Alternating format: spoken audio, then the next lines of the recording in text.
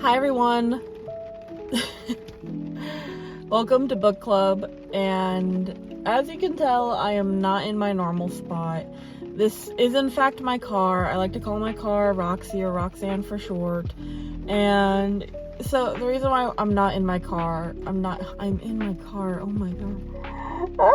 The reason why I'm not in my room like normal doing this video is because I don't want to. I haven't been cleaning my room and keeping up on it. I've been really tired these last few days, weeks, I don't know anymore. The morning shift is not kind to me or my sleep schedule, so I get very tired. I am so spacey all the time, and it's a miracle that I was able to read in the first place. So I decided that I wanted to get out of the house because early in the morning I'm at work, and then I'm back in the house, and then I'm reading in the house, and then I'm doing my videos in the house, and it's like I want to go outside, but because of where I live, it's just raining all the time now, especially right now, like my goodness, and you can hear it. You can hear the rain, and it's lovely. It's so lovely. I love it so much. I forgot what book we read last week, but this week I read Fellowship of the Ring. I read it all the way through, and I actually struggled to read it a little bit because it's really lore dense and heavy, and I'm not in the mental space to read that kind of stuff, but I still did it anyway. It just took me longer than I thought it would have. I actually read the last few chapters in my car because I've been going stir crazy just sitting in my house. And despite it raining, what I would normally do is that I actually read in my car a lot when I feel like I need to leave the house and I don't want to go to the library or to my friend's house or stay in my house. I'll just go get a coffee at like one of those drive-through coffee shops, sit and park at the docks, and then I'll just read for a few hours and then I'll go home. It's my way of getting outside. Or if it's really nice, I will actually go outside and suffer bugs in the wilderness, I guess. I'm not at the docks right now. I'm actually on a hill in my little town in a corner because I've never recorded in my car before, and this is kind of scary. And we're going to be talking about Fellowship of the Ring. This took so much effort to read, which is good. It's good to have some effort in reading, and we're just going to get into it. It technically has a little blurb on the back, but yeah. I quite literally just finished this book yesterday. So the little summary, the little back of the blurb, because it has a little blurb on the back of the book, and you know, I love it when a book has that. It's just so nice. The Fellowship of the Ring, the first volume in the trilogy, The Lord of the Rings, tells of the fateful power of the One Ring and begins the magnificent tale of adventure, which is continued in The Two Towers and reaches its mighty climax in The Return of the King. Lord of the Rings Part 1. If you're not a Lord of the Rings fan, hi. I wasn't a Lord of the Rings fan either until I read this, and I guess you could say I am a fan now, I guess. I'm so tired. I feel so silly trying to talk about this now. So Lord of the Rings, it's basically the grandfather of fantasy, is how one of my friends explained it, and I think that's a really great way to explain it.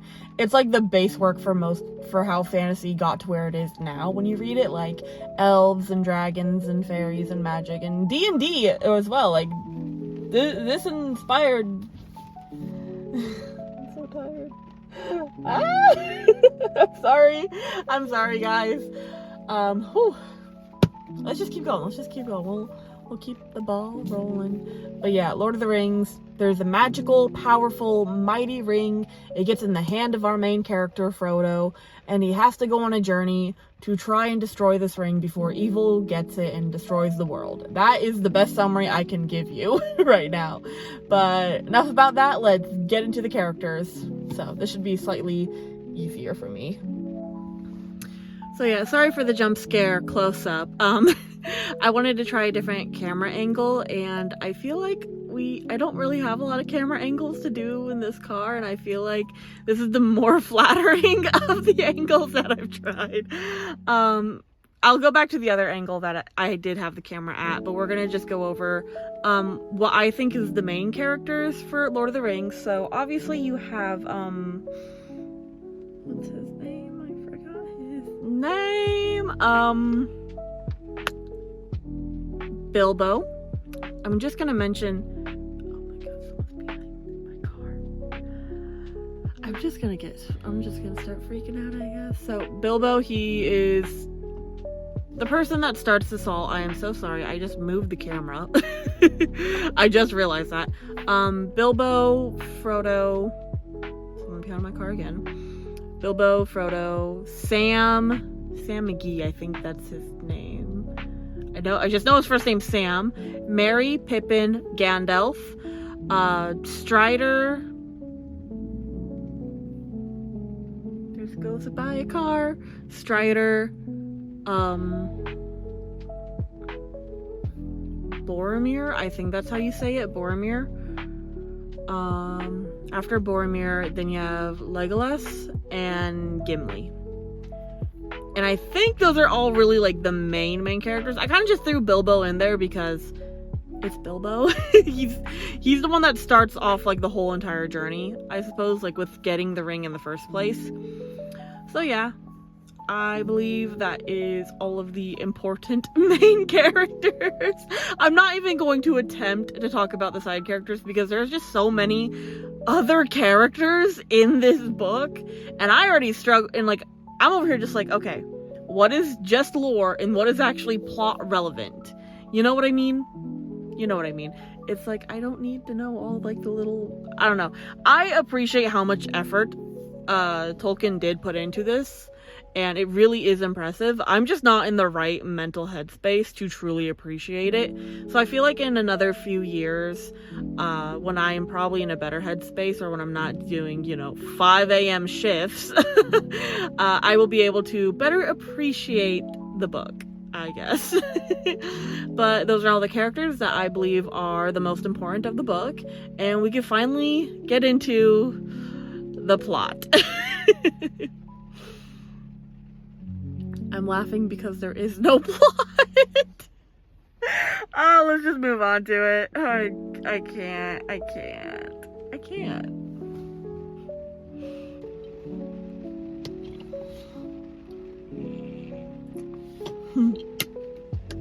forget that my water makes noises.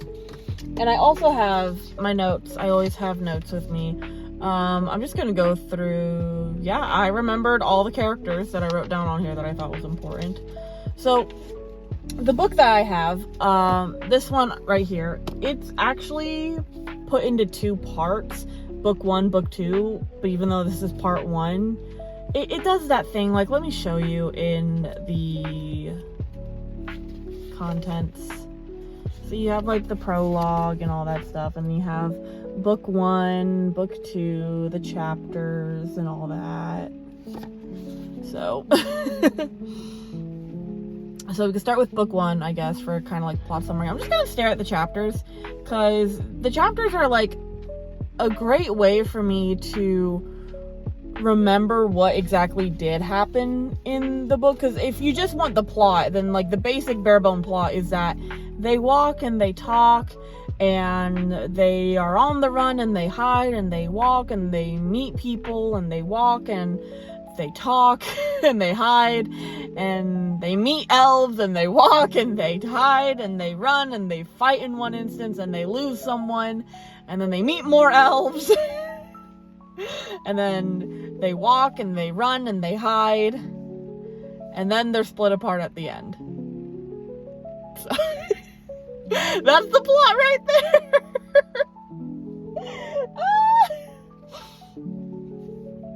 I'm tired. That is like the very basic plot, but so chapter 1 is long expected party. It's Bilbo's 111th party. That's when he disappears from his birthday party. He calls out his relatives. He gives the ring to Frodo. He says goodbye to Gandalf, and he goes off on his way adventuring. That's we also get a bunch of lore-heavy exposition of, like, the families, the Shire, and everything like that. And we start off in the Shire, of course. Such a lovely little place. I forgot to mention the setting completely. This fantasy world, I think it's called... It's not called Midgard. What's it called? I think it's Middle Earth is what it's called. Middle Earth. Does this have a... I'm trying to remember. Do you have a map? I don't remember. Okay, it does. It's... I can't read. Okay, there's... I don't know where it is. Never mind, I'm not gonna look at the map. They're in the Shire. Then after Bilbo leaves, Gandalf also leaves, and Frodo's just there at the Shire for like another 20-30 years. And then Gandalf returns and is like, hey, that ring is evil. Don't touch it. Don't put it on. And they proved that it was evil because they threw it in the fire and it was still cold to the touch and it had evil writing on it. And Gandalf's like, oh, we must go take it away from here, and there's great evil. And yeah. So Gandalf leaves first, and he said that he would come back to the Shire to help Frodo leave. Frodo makes preparations for leaving. It's like this whole thing, leaving. And I think that's like chapter 1 and 2 is like this whole, like, they're leaving kind of thing. And Gandalf explains that the ring is actually super evil. It's the one ring to rule over everyone. And I've heard that so many times, like, the one ring to rule them all. But I'm over here like, okay, but what does the ring actually do? Because that doesn't actually tell me what it does. And thankfully, it's one of the things where, like, Gandalf was like, oh, the ring can take control over people. That's what the one ring to rule them all. And I'm like, okay, that's that ring's superpower. Cool. Awesome. Now I know why he wants it back so bad. It's so why he can control everyone. Because he probably, he's evil. Why not? I don't know what he's going to do with them. He might just kill everyone. Who knows? So, what's really funny is that as Gandalf is explaining all this, Sam is eavesdropping and he gets found out, and he's like, oh, your punishment for eavesdropping is to go with Frodo when he leaves and join him on the adventure. We're gonna go to the elves and we're gonna figure out how we're gonna do this, because that was the original plan in the beginning of the book, is that we're going to travel to Rivendell to go see the elves, and we're gonna discuss what to do from there. So Sam's like, oh yay, I can see elves and magic and it's gonna be beautiful. So Frodo's getting ready to leave. Sam's getting ready to accompany him. Frodo's kind of giving the alibi of like, oh, I'm moving away and he's gonna leave at like the end of summer. And that's his plan, because Gandalf never comes back to tell him when to leave or sends him letters or anything like that. And he doesn't know where Gandalf is. Frodo doesn't know where Gandalf is. I think the rain lightened up a bit. Just watch, it's gonna be downpouring now that I said that. I jinxed it, I bet. I'm tired.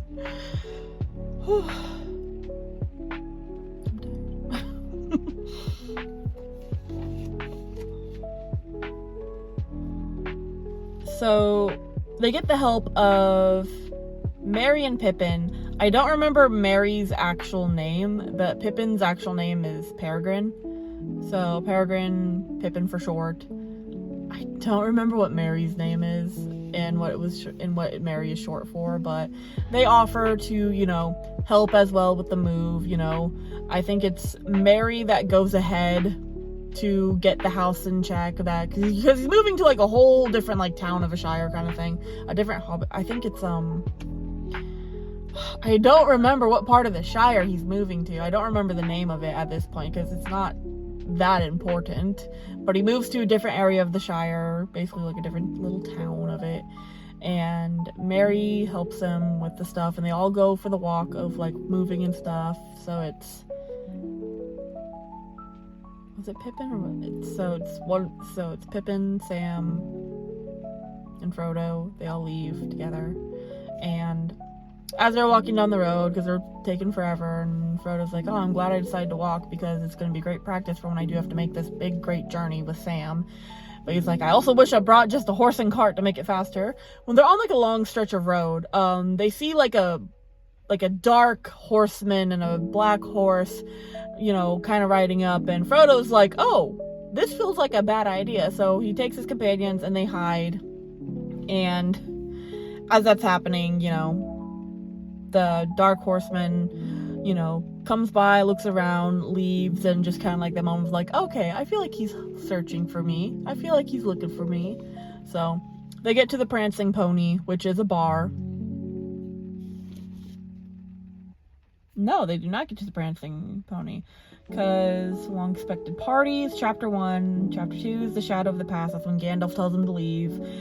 3 is Company, is when they're finally leaving the Shire. A shortcut to mushrooms is when they get to the town that, or at least to a bit of the town where where Frodo has moved to, and they cut through a neighbor's yard where he grows mushrooms, and then he gives them directions to where Frodo's new house is. And then and then a conspiracy unmasked is when Frodo is, you know, at his house now, and everyone's like, what's going on? Because they were chased by a Dark Horseman, and Merry found them, and he's like, where have you guys been? I've been here for so long, like, let's get your stuff to the house and situated and make it feel like home, kind of thing.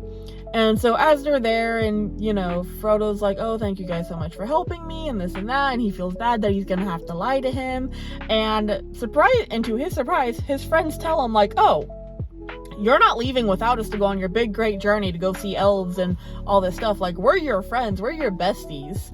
And Frodo's like, what, how, why, when? And they're like, oh, Sam told us. And you didn't make it, you know, a big secret that you're going to be leaving forever. You know, we figured it out because you were being very sorrowful about it. So Frodo's like, there was a conspiracy afoot. His friends knew all along, and they're coming with him. And then the next morning, they leave as early as they possibly can, and they go through the old forest, which is like this really big haunted forest, and it's kind of this thing of like, oh, people who go in don't come back out. And how the hell did I skip over all of this to get to the Prancing Pony? I don't know. I have it right in front of me. So much happens before the Prancing Pony. I'm just skipping ahead in my mind, I guess. Like, so they get to the old forest, and the forest is really alive. The trees are kind of tricking them all, like, you know, like, oh, you can't go this way, we're gonna make you go this way. Oh, you can't go this way, we're gonna make you go this way, kind of thing. And they get to a big willow, and the willow is trying to kill them. This big willow tree is trying to kill them in the old forest. Oh my goodness. So as this is all happening, Frodo's calling out for help, and here comes probably my favorite character of the entire book, Tom Bombadil. And Tom Bombadil is just this cool, amazing, fun, delightful wizard, and he just lives in the old forest, and he's just like, oh, I live here, I know all the secrets, I'm so happy here, I have a beautiful elf wife, and he's just such a joy to read, and he's such a joy to be around. And I loved all the parts that Tom Bombadil was in. I struggle with saying his last name, but I love him. He's my favorite. I was very upset that he doesn't show up anywhere else in the book, which is why I didn't write him down as like the list of characters, is because he's only there for like 2 or 3 chapters. He's not a part of the big grander scheme of the book, which is unfortunate because I would love to just read about Tom Bombadil. So Tom Bombadil, like, keeps them in their house, keeps them in his house for a little bit, feeds them, tells them stories, you know, lifts up their spirits and all that kind of stuff. And there's one moment in the book where Frodo does hand him the ring, and he's just staring at the ring, is like, and hands it back. And Frodo's like, oh, nothing happened to you? He's like, well, yeah, nothing happened to me. And it was also a thing where I think Tom Bombadil, like, actually put the ring on and still didn't feel anything and returned it back, even though Frodo's like, what? Why did you do that for me? It's like, just, you know, it has no power over me. I'm my own master. I'm in my own control, kind of thing. So he's like, I have everything I could want here in my life, because that's how the ring gets to you and corrupts you, is that it kind of tells you, like, oh, you could have power to give you what you want, and these are your wants. I see it. And Tom's just over here like, oh, I have everything I already want already. I don't need anything else. I don't want anything else. So the ring's like, ah, damn. Don't listen to me, I'm crazy. So they leave Tom Bombadil's house and they go, and so in the next chapter, Fog on the Barrow Downs, they get lost immediately, and it's just unfortunate because they're like, they don't know what's going on. I think it's like shadow creatures are like reaching out to them and they're gonna grab them and they're like taking them away, and then who comes and saves the day but Tom Bombadil again is just kind of like, I probably shouldn't be letting you guys alone in the old forest. I should probably lead you out of the forest back to the road myself, because clearly they can't leave on their own. They just can't. It's like, no. So it's another chapter with Tom, and I loved it. I enjoyed it. Tom leads them out of the forest, and when they're kind of asking if he would be willing to join them on the journey, he's like, nah, I gotta stay home and protect my forest and be here with my house and my elf wife and all this stuff. So correct me if I'm wrong if she's not actually his wife, because like I read it as like that's his wife. So, and then we get to At the Sign of the Prancing Pony, which is like a tavern where they could spend the night, and they get there and they're just, you know, they get some hobbits, but not a lot. It's a very frequent travel spot, and they kind of just relax in, like, their dwelling for a second in their rooms, and they decide to go get some food and drink some beer, and I think it's Pippin. Pippin is, like, telling someone about, like, their journey, and at this point, Frodo is going by an alias called Mr. Underhill, and so he's trying to, like, keep the attention off of his group, and he's like, I don't want the group to be telling anyone what we're doing because I don't need people to know what we're doing here or else we might get attacked. And he's also kind of side-eyeing the stranger in the dark corner. I thought I saw someone walk behind. So he's like eyeballing the stranger in the dark corner that's like just kind of looking at him, watching him, and like getting closer to him kind of thing. And there's a big commotion where Frodo ends up slipping the ring back on, and now they have to run back to their rooms and say it was like, oh, it was just a trick of the light and this and that. And when they get back to their rooms, the stranger who calls himself Strider kind of comes into their room and is like, oh, I want to talk to you, I want to join you on your journey, you can trust me. Sam is the only one that's like, heck no, get out. Everyone else is like, no, let's hear the strange man out. And Sam's like, nope, we're not hearing this man out. I don't want him near us. I don't want him here. I want him out of our room right now. Like, he should not be here kind of thing. I was like, I just love that Sam is just ready to fight against strangers at a moment's notice. Like, I love that about him. It's such a fun character quality of his, and it really shows his loyalty to Frodo as well. So anyway, so during this, oh no, they get to the Prancing Pony, and then Strider, we get like Strider's chapter. Chapter 10 in book 1 is just quite literally Strider. So I believe it's somewhere like with the Prancing Pony and Strider, somewhere along that lines. The innkeeper gives a letter to Frodo and is like, oh, I forgot to send this like long ago, and it's a letter from Gandalf, and Gandalf explains what's been going on, what's been happening, what to do next, where to go, and hey, find his friend named Strider, and his actual name is Aragorn. I think earlier I said Aragon because that's just how I was reading it in my head. Like, I've been skipping over that second R, but I said that to my friends and they started giving me shit for it, so it's Aragorn. So his actual name's Aragorn, but he was called Strider. But once they learn his real name, they just call him Aragorn, and why call him Strider? I know why they call him Strider. It's just why, you know. But it's fine. So they're traveling,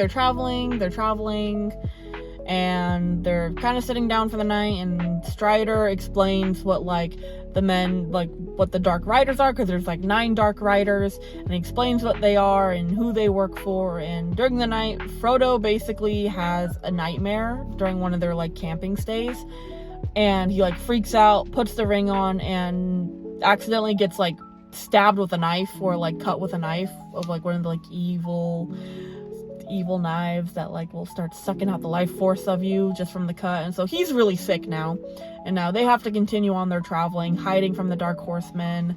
And we get to, and so that's like called a knife in the dark, you know, that's what the chapter is called when he gets hurt with the knife. The 12th chapter of book 1, the last chapter of book 1, is Flight to the Ford. And basically they see the edge of this, I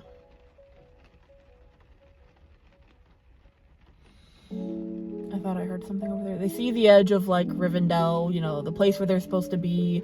And once they see there, and once they start getting there and stuff, the nine Dark Riders are literally right on their tail. So Frodo decides to do the thing where, like, he gets on the one horse that they have and rides as fast as he can to the river where he sees, while the 9 riders are just following straight after him, and they're gonna try and go after him, and the rest of his friends are, like, calling out and running after him as well. And he gets to the river, and this big wave of something gets right over to him, and he blacks out. And that's the end of book 1. And that was 12 chapters. Book 2 is just 10 chapters. So hopefully I'll be able to get through that a little bit faster than book 1. But yeah, it's not that much left. Yeah. I'm starting to get a headache. What is happening with me? I think I might just be getting sick. Did reading The Fellowship of the Ring get me sick? Because I finished that book yesterday. Oh my goodness. Alright. I'm gonna take a small break and relax, and then I'll finish book 2 and I'll continue on with the plot in the rest of the video. So just give me like 2 seconds.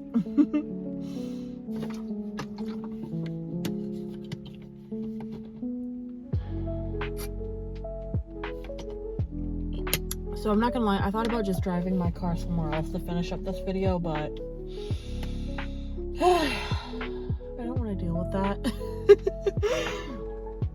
I mean, I'm gonna have to turn on my car and drive away when I want to go home. But right now, like, my headache is finally starting to go away a little bit. I don't know what's been going on. It's just been pressurizing right there. And I don't want to deal with it, but it's gone for now. I drank some water. I relaxed for like 2 seconds. Put the book down. Now I gotta pick the book back up. Also, I like doing that with books like this.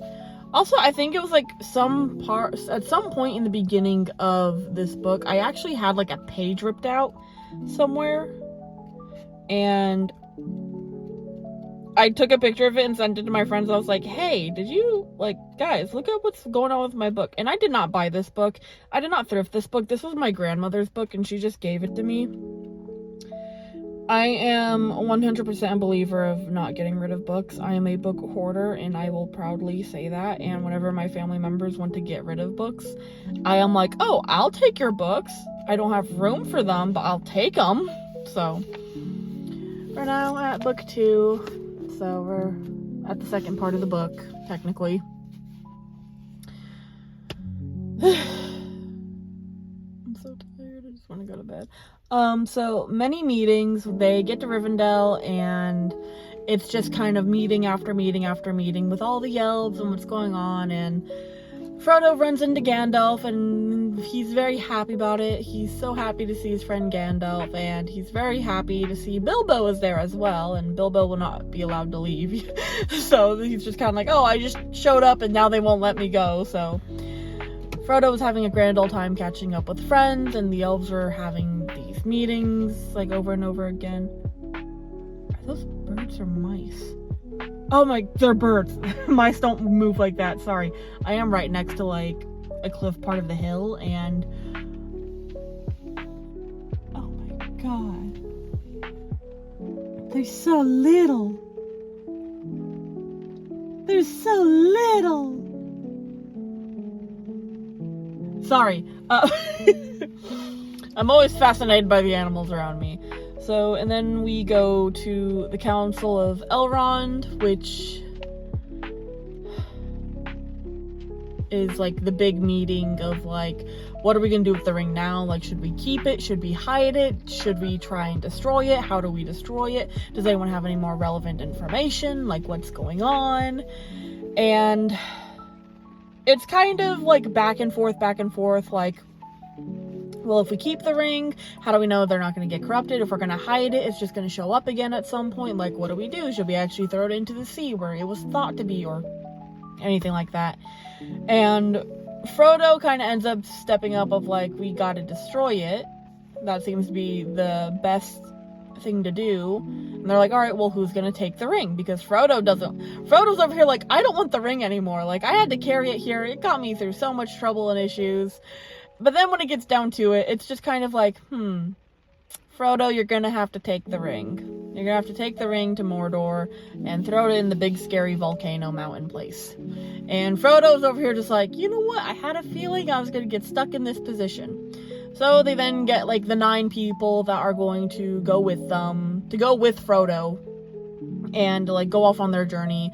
And it's gonna be Gandalf, Aragorn, Boromir, Legolas, Gimli, that's the dwarf. I had to remember that for a second. And then the 4 hobbits. Frodo, Sam, Merry, Pippin. And Merry and Pippin, like, made a big stink about not being able to go with Frodo, even though they were advised to, like, turn around and leave. So, and it's, like, after, like, a few weeks or nights, then they, like, left, and yeah. So, first chapter, many meetings. Second, the Council of Elrond. Third, the ring goes south. So, the ring goes south. They're trying to head... Let me take a look at that map. Can I understand the map now that I had like a moment of peace? There's Mordor. Gondor.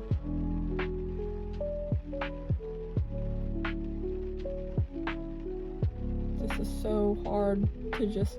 Okay, this is Shire. I can't read the middle part because it's like right in there.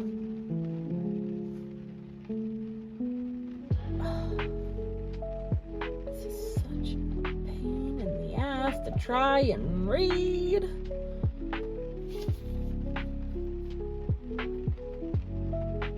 know what? I don't know. I don't care anymore. So the ring goes south. That's just them trying to get southward, trying to find the correct path to go to where they're not going to be followed by servants of the Dark Lord kind of thing. Dark Lord, my goodness. My brain is not working. So essentially in this chapter, in The Ring Goes South, what ends up happening is that they try to fight a mountain and they lose. There's more nuance than that, but that's how I interpreted it, is that they're trying to go over a mountain instead of around, because there was no path to go around a mountain. And the mountain basically said, no, we're not doing this. Had a giant blizzard upon them. And so they had to turn around, go back, found a way around the mountain, and apologize to the mountain of like, we are so sorry, we did not mean to disturb you. And that's the best way I could describe it, is like they tried to go up against a mountain and the mountain won, and they lost. It's so stupid, but I love it so much. You know, that's how I just explained it to my friends when they're like, oh, where are you in the book? And I'm like, they lost against the mountain, and they found the way around it, and they're like, what? And I'm like, they tried to go over the mountain.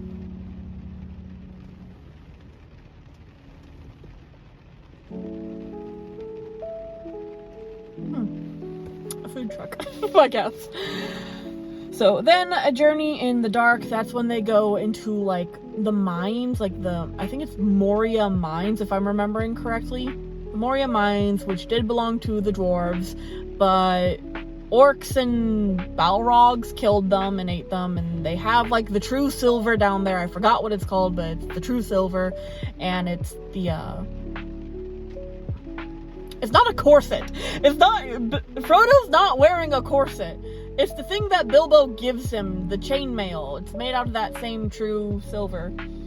So they're kind of going through the mines, and it's pitch black. There's no light or anything like that. They get a little turned around, and they get into like a records room. They find the grave of Duran, or something like that. Gimli takes a moment of silence, and then they are promptly attacked by orcs. Which leads into the bridge of Khazad-dûm. I don't know how to say these words. So they end up running from the orcs. There's fire on the lower levels. They get past the fire. These orcs and, evil servants, they're following them. They're chasing after them. They get to a bridge, and Gandalf decides to hold the line for them as they run across this thin and narrow bridge. And I remember after I read past this chapter, after what happens, and again, in all my videos, spoilers, because it's going to probably be a big spoiler if you have no knowledge of the Lord of the Rings or seen the movies or anything like this, but Gandalf, like, you know, does a very powerful spell, knocks it against the ground, his staff breaks. That's what he knocks against the ground, and he knocks his staff down, the staff breaks, and he falls into the darkness of the bridge below, where my friend tells me he's eaten by like the Balgor or something like that. And they continue on. The next chapter is LOTR or something like that. But as I'm reading in that, I ask my friend of like, hey, I have a question. When does Gandalf say his iconic line, "You shall not pass"?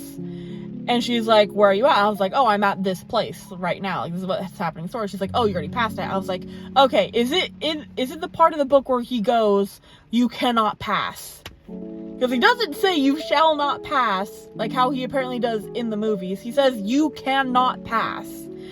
Like, and he says this over and over and over again in the book. It's just, I was just asking that. I'm just like, yeah, I kind of figured that. Like, I thought that was the iconic line, but he apparently only says it in the movies. So, but LOTR is basically another city of elves, like more southern city of elves. And how I explained it to my friends was like, oh, they're at the place where it's gold leaves and silver bark on trees kind of thing. So, and it's so funny because they're in this area and Legolas is like kind of explaining all this stuff, and he tries to climb a really big tree so that way they could sleep in there tonight. And before he could finally like actually climb up and get up there, more elves pop down from the trees. They're like, hey, what are you doing? They just kind of pop down. It's really weird. It's really funny. It startles Legolas, and, you know, there's this whole thing where it's like, oh, we'll get you to the middle of the city, you'll be able to meet, you know, the Lord and the Lady, like, we'll let the dwarf have entrance, and all this stuff. So, they get them into the city once danger has passed for the most part, and that's when we get into the chapter of the Mirror of Galadriel. I'm not entirely sure how to say some of these names.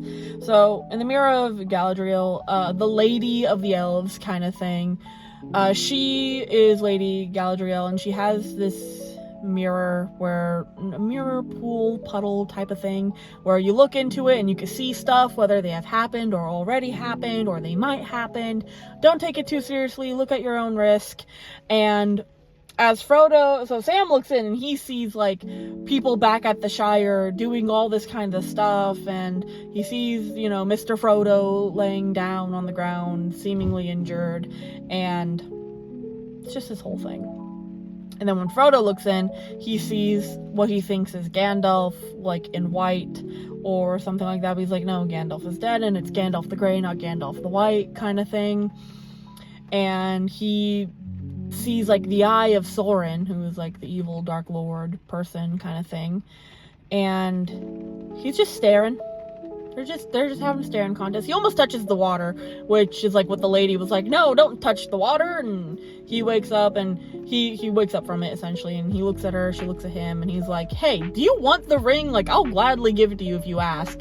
And she's like, I've been wanting that ring forever, but I already have one of the many rings that were made during that time, and I've been wanting that ring, and now that it's offered to me, I don't want it now, kind of thing. And then she like changes, like she's no longer seeming like magical, ethereal, kind of like untouchable. Like the ring's power that she was already having kind of like dissolves from her in a sense, and she looks like a normal elf, I guess. It was a very confusing thing because I'm like, what is going on here? What is happening? So it was just crazy. And then we go into the next chapter, Farewell to Lorien, or, you know, LOTR. Farewell to the city of the elves. I'm not going to attempt to keep saying these names wrong. I know I'm saying them wrong. I will find out how to say them correctly when I watch the movie at some point. So, so they're saying goodbye. They're given rope and boats and stuff and cakes and food, and, you know, it's this whole, they get gifts from the Lady and the Lord. Let's see. I believe it's like a sword or a sheath for a sword is given to Boromir and Aragorn. They're given stuff. Of course they're given stuff. They're given gifts. They're given like a sword or something like that. Sam gets like a box of dirt. Merry and Pippin get like shiny belts. Frodo gets a gem. And Legolas gets a bow. And Gimli gets locks of the lady's hair that he asks so nicely and politely. Oh my god, there's someone right over there. Okay, that's fine. My door is locked. It's fine. It's fucking weird. So, after saying goodbye and getting their farewells and listening to the Lady Elf sing, they go on the Great River, which is, this chapter is basically just, they're on the river, they're traveling through it, they get attacked by orcs again, something is following them, they know it's Gollum is following them, and if you don't know who Gollum is, I'm not gonna explain it. He's the weird creepy dude that goes, my precious. So, and everyone knows the reference, I feel like if you don't know many Lord of the Rings references, then you're not a fan of media, because a lot of different types of media references Lord of the Rings because it's been around for so long, you know? I feel like I shouldn't have to explain every single little detail, but whatever. So, they get through the river, and they get to, like, where Aragorn's, like, I guess it was land, like where like his people used to be, where his like family used to be like kings and queens and stuff. And they get there and he looks it's really funny because like they haven't called him Strider at all since his chapter Strider. And in that moment, Frodo's like, I heard Strider's voice, but when I looked over, it wasn't Strider, it was but Aragorn, looking kingly and so brave and noble. And I'm like, you've been calling him Aragorn the entire time. Like, why? I don't get it. Like, I get it, but I don't get it, you know? It's just a little nitpick. So, okay, the dude left. So, and then after the Great River and they find a place to stay, they're kind of like, they don't know what to do because now that Gandalf is gone, they were leaning heavily on Gandalf's lead. So they're like, you know what, Frodo needs to make the choice. Either we go with Boromir and we go to the... Hi everyone, guess what? The ending of that video that you were just watching cut out. I don't know where it went, I don't know what happened to it, and then the video I made after that also cut out, because at this time, you should know that I finish up the plot, then I go into my personal thoughts. But for some reason, for Lord of the Rings, Fellowship of the Ring, my phone and everything that I was using to make the video happen decided that wasn't going to be worth it. So, here we go. The last bit of the story that I was talking about was that the entire group, you know, they're sitting down, they're camping, they're trying to figure out what to do with the ring, and it all falls on Frodo. Frodo, what do we do? And Boromir goes like, hey, let's go to this place over here. Everyone else is like, oh, shouldn't we just go to the mountain and destroy the ring instead? And it's all on Frodo to make the decision because he has the ring and he is the ring holder, the ring bearer, whatever you want to say it. So, Frodo's like, I want to go think about this, I'm going to go take a walk, you know, and they're like, oh yeah, take your time, but don't take too much time, we have to make the decision now because we're being followed and we might also be hunted down. So Frodo goes off, and I really like this part of the book, even though it's the end of the book, because we see Frodo really scared. He's scared, he's terrified, he lets himself be scared and terrified, he doesn't want to do this, he wants to go home, he wished the Never Ring came to him, and he's just really terrified and scared. And I really like seeing this vulnerable side, how it's like, it's not just like, oh, it's not just bravado and like, we must carry on. It's like, no, he's terrified. And so I really like that part. So he kind of already knows what to do. He just doesn't want to admit it yet, because once he admits it, then he has to actually follow through with it. So he's still a little bit in denial of what he knows what he should do. So he goes off by himself, and he doesn't realize that Boromir followed him.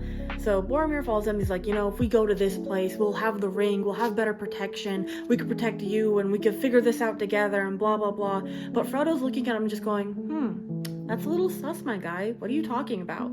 Like, I already know what we have to do. I just don't want to do it yet. I just want to sit here and, like, just sit with the decision that I'm making. And Boromir's like, no, just give me the ring. We'll go here. It'll be great. Just give me the ring. Just give me the ring. Frodo runs away because Boromir attacks him, tries to take the ring from him, So he puts the ring on and he realizes that Boromir has been persuaded by the ring. He's being corrupted, and now he's scared, like, what if his other friends are starting to get corrupted as well? So while Boromir is running and yelling, Frodo's still hiding with the ring on his finger, and everyone else is like, where's Frodo? Where'd Boromir go? And like, oh no, he's like somewhere in the woods. We have to find him. We have to reconvene and like make the decision and head on our way. And while they're all running into the forest trying to find Frodo, Frodo circles back, grabs a boat, goes into the river again, and decides to leave by himself. Sam kind of realizes what happened, and so does Aragorn. And basically, Aragorn just grabs him and just goes, you know I'm the best. Find him. Do not let him be alone. And that is the end of Fellowship of the Ring, with Sam and Frodo going on their own way, while Aragorn, Boromir, and Merry and Pippin are by themselves. And that is the end of the book. And now the other video that I lost, my personal thoughts, which isn't really a lot on this book, we're going to get into that real quick. So I gave the rating a 3 out of 5. I would highly recommend. This is a classic for a reason. It is the grandfather of fantasy, especially modern fantasy, and I believe it had like a great big helping in how D&D is now. But overall, it was fine. It was fine, I guess. I mean, it was very lore dense, which I can appreciate, but right now it's not the right mental headspace to be like, for me, I'm not in the right mental headspace to be consuming that lore heavy of a book, I guess. But it's also good to have something that's really dense and heavy and takes a while to read through, instead of just the very fast consumption of like romance books or how books are being written now. Like, it's good to slow down and have something that's gonna actually make you think. But overall, it was fine. It was a good story, you know? They walked, they talked, they were chased, they walked, they sat, they ate, they found an elf, a couple elves, I don't know. That's just how I've been describing it to my friends who are big Lord of the Ring fans. They hate that I talk about it like that, but you know what? That's just, maybe in a few years when I'm mentally better, I can appreciate the book in a better way. But for now, I always will highly recommend reading this wonderful classic. Once I actually got through it and looking back on the plot itself, yeah, it was a good plot.